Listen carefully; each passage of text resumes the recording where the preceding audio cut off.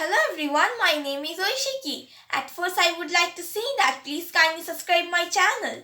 So today I am going to read part 4 of Dalim Kumar. And yes, I would also like to inform that the ones who want to watch Dalim Kumar part 3, they can get the video link from the description box. So now let's begin with our story.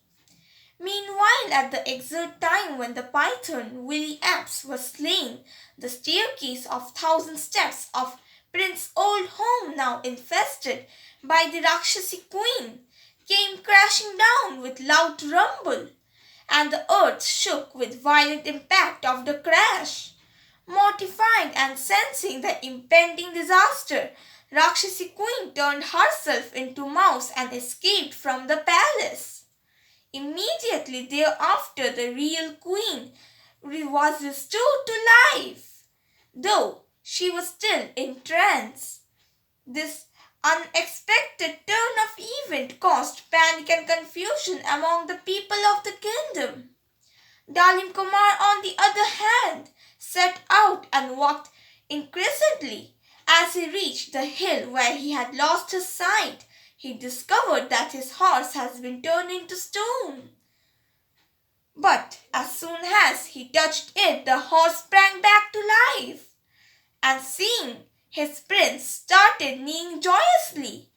Smoothing and gently talking to the horse, the prince said, "Dear winged friend, here is no time to lose. We must set off promptly." Onward they went, the prince and his horse, to the country Yama and Yamuna, Prashawati's domain. It was pitch dark, while a wind strong enough to make stones fly assaulted their senses. But Dalim Kumar took no notice of any of the obstacles, and his horse flew as fast as an arrow. After travelling some distance, the prince came across a hill of shells. The horse's hoofs were caught up by the shells and slowed down, but the prince urged it to keep moving, and so the horse lashed out its hoofs to shatter the hills of shell into the smithereens. Then they faced a hill of bones. Below this hill struggled a torrential river of blood. Somewhat a skull bearing its teeth laughed out loudly, trying to scare the prince, but he kept pushing the horse hard. "Be not afraid, shut your eyes and keep going," he prodded to his winged horse. And with the assaults of horse hoovers, the bones too were ground into dust. As the night turned into dawns, the prince caught sight of Pashawati's palace at a distance. When Dalim Kumar reached Pashawati's home, he found a sign displayed there which said, "Whoever beats us in a game of dice, we 7 sisters would accept him as our husband." The prince accepted the challenge. When the game was in progress, the prince's memory suddenly jolted. He recognized his own dice that he had given away to a beggar woman. He lost the game but noticed that a tiny mouse turned up it from nowhere and upset the dice. This set him thinking. "What is your stake?" asked Pashawati. "Take my winged horse. I will return tomorrow for another game," replied the prince, and left. Pashawati and her sisters made a meal of the winged horse. The next day, the prince pounced a kitten from the village and returned to play another game. This time the mouse did not show up. It was apparently scared of something. The prince threw his dice and exclaimed, "Dice, my dice, where you have been? Who had hidden you all these days? Now that I have found you safe, led me to my winning ways." They played in the twinkling of an eye. Pashawati lost the game. The prince claimed, "Return my winged horse." the winged horse was restored intact to the prince. Pashupati lost the next game too. "Give me another horse and another prince like me," said Dalim Kumar, and Pashupati restored a prince and a horse. The prince recognized one of his brothers and his horse. The game continued, and bye-bye, all the other princes and their horses were restored to life. And that was not all. Pashupati also lost her kingdom, her palace, and all her possessions.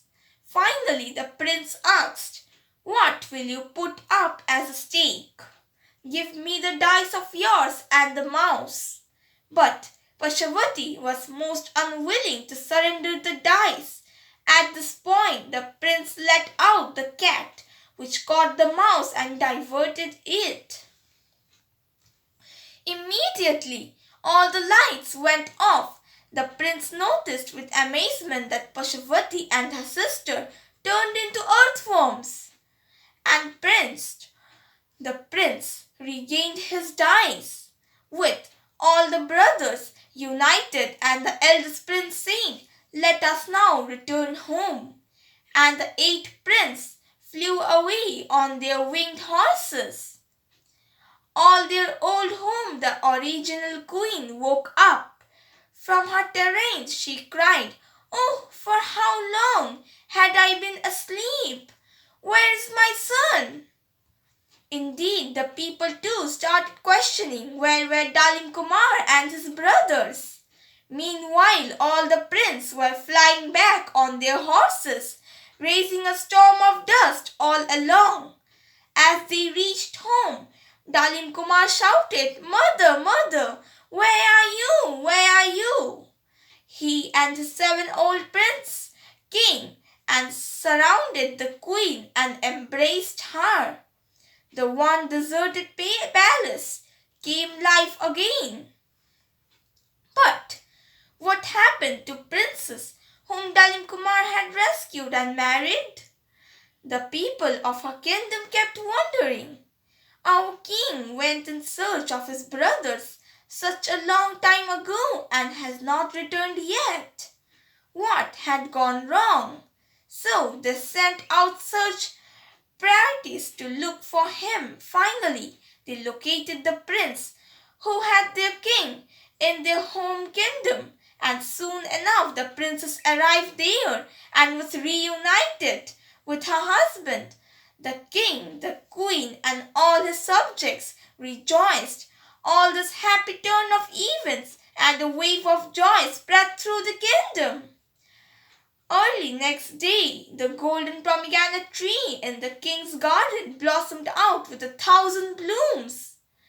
And in the afternoon, without any ostensible reason, the plum tree in the garden was blown out, root and all. Herein ends the astonishing tale of Dalim Kumar, the brave prince. So our story ends here. If you liked my today's video, then please like and comment my video, and also subscribe my channel to listen to more such stories and to follow all my videos regularly. And don't forget to click on the bell icon. Thank you.